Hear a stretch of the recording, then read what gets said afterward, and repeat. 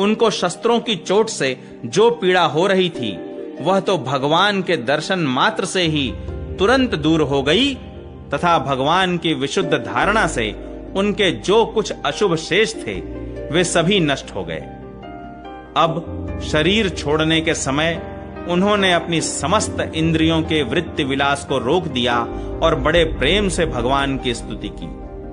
भीष्म जी ने कहा, अब मृत्यु के समय मैं अपनी यह बुद्धि जो अनेक प्रकार के साधनों का अनुष्ठान करने से अत्यंत शुद्ध एवं कामना रहित हो गई है, यदुवंश शिरोमणि अनंत भगवान श्री कृष्ण के चरणों में समर्पित करता हूं, जो सदा सर्वदा अपने आनंदमय स्वरूप में स्थित रहते हुए ही कभी विहार करने की, लीला करने की इच्छा से प्रकृति को स्वीकार कर लेते हैं, जिससे यह सृष्टि परंपरा चलती है। जिनका शरीर त्रिभुवन सुंदर एवं श्याम तमाल के समान सांवला है, जिस पर सूर्य रश्मियों के समान श्रेष्ठ पीतांबर लहराता रहता है और कमल सदृश मुख पर घुंघराली अलकें लटकती रहती हैं, उन अर्जुन सखा श्री कृष्ण में मेरी निष्कपट प्रीति हो। मुझे युद्ध के समय की उनकी वह विलक्षण छवि याद आती है। उनके मुख पर लहराते हुए घुंघराले बाल घोड़ों की टाप की धूल से मटमैले हो गए थे और पसीने की छोटी छोटी बूंदें शोभायमान हो रही थीं। मैं अपने तीखे बाणों से उनकी त्वचा को बींध रहा था। उन सुंदर कवच मंडित भगवान श्री कृष्ण के प्रति मेरा शरीर, अंतःकरण और आत्मा समर्पित हो जाएं।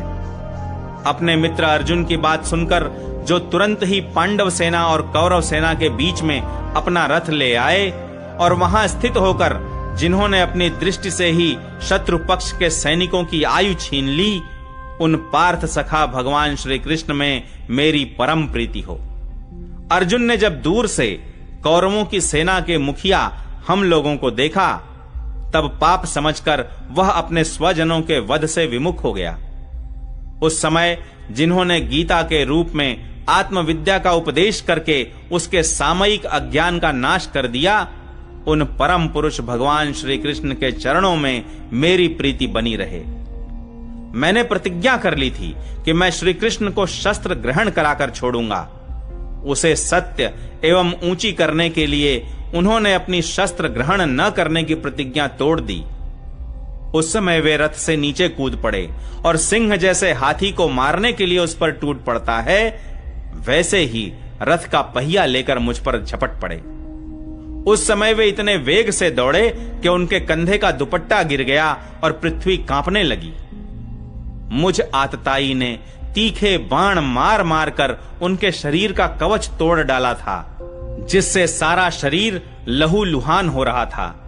अर्जुन के रोकने पर भी वे बलपूर्वक मुझे मारने के लिए मेरी ओर दौड़े आ रहे थे।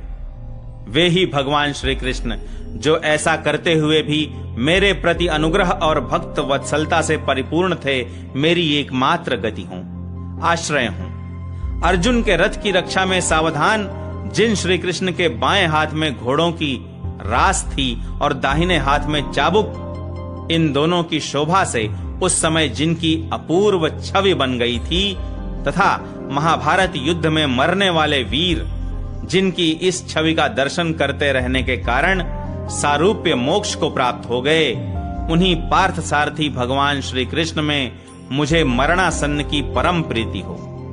जिनकी लटकीली सुंदर चाल, हाव भाव युक्त चेष्टाएं, मधुर मुस्कान और प्रेम भरी चितवन से अत्यंत सम्मानित गोपियां रास लीला में उनके अंतर्धान हो जाने पर प्रेमोन्माद से मतवाली होकर जिनकी लीलाओं का अनुकरण करके तन्मय हो गई थीं, उन्हीं भगवान श्री कृष्ण में मेरा परम प्रेम हो। जिस समय युधिष्ठिर का राजसूय यज्ञ हो रहा था, मुनियों और बड़े बड़े राजाओं से भरी हुई सभा में सबसे पहले सबकी ओर से इन्हीं सबके दर्शनीय भगवान श्री कृष्ण की मेरी आंखों के सामने पूजा हुई थी, वे ही सबके आत्मा प्रभु आज इस मृत्यु के समय मेरे सामने खड़े हैं।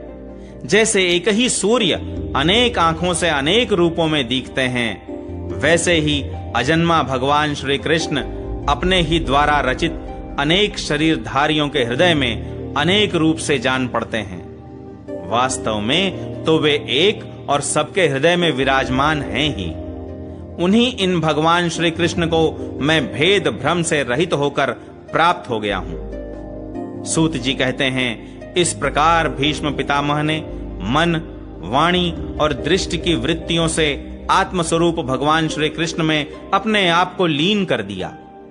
उनके प्राण वहीं विलीन हो गए और वे शांत हो गए। उन्हें अनंत ब्रह्म में लीन जानकर सब लोग वैसे ही चुप हो गए जैसे दिन के बीत जाने पर पक्षियों का कलरव शांत हो जाता है। उस समय देवता और मनुष्य नगारे बजाने लगे। साधु स्वभाव के राजा उनकी प्रशंसा करने लगे और आकाश से पुष्पों की वर्षा होने लगी। शौनक जी, युधिष्ठिर ने उनके मृत शरीर की अंत्येष्टि क्रिया कराई और कुछ समय के लिए वे शोक मग्न हो गए। उस समय मुनियों ने बड़े आनंद से भगवान श्री कृष्ण की उनके रहस्यमय नाम ले लेकर स्तुति की। इसके पश्चात अपने हृदयों को श्री कृष्णमय बनाकर वे अपने अपने आश्रमों को लौट गए। तदनंतर भगवान श्री कृष्ण के साथ युधिष्ठिर हस्तिनापुर चले आए और उन्होंने वहां अपने चाचा धृतराष्ट्र और तपस्विनी गांधारी को ढाढ़स बंधाया। फिर धृतराष्ट्र की आज्ञा और भगवान श्री कृष्ण की अनुमति से समर्थ राजा युधिष्ठिर अपने वंश परंपरागत साम्राज्य का धर्म पूर्वक शासन करने लगे।